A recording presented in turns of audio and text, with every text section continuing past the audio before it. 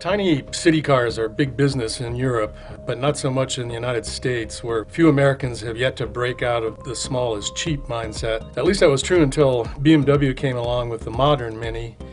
That car is now in its second generation, and it finally faces some stiff competition from the Fiat 500.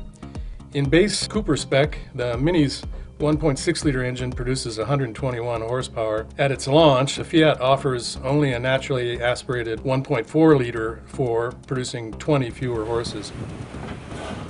We knew from the get-go that both cars would be fine zipping around the city, so we drove them to our favorite roads in southern Ohio hills to present a greater challenge. When these two cars were conceived, their manufacturers never intended the two to compete. The Mini is very much a sort of luxurious, compact, in a funny sport niche kind of unto itself. And this car was conceived wholly as economy compact on much smaller dimensions. And after just a few miles of driving, you can feel the difference in that this car has a little more body roll than the Mini. It leans on its outer corner on turn-in, and you get this funny moment of roll that you think might be understeer. And in fact, it just has to take a set, and once it gets settled, the limits are quite high. It's got very light steering at low speeds, but it weights up considerably beyond 35 miles an hour.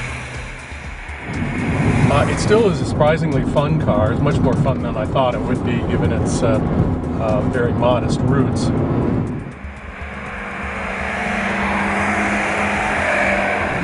Neither the Mini or the Fiat have incredibly communicative steering, but they're both incredibly smooth in operation, and engaging the sport button in either of them adds a decent amount of heft. One thing the Mini really has going for it, about 20 more horsepower. It's a pretty significant difference between the two, especially when trying to maintain momentum on back roads. It's really solid structure. It's never uncomfortable. It's pretty quiet, yet going through some of these quicker corners, it's totally flat and composed.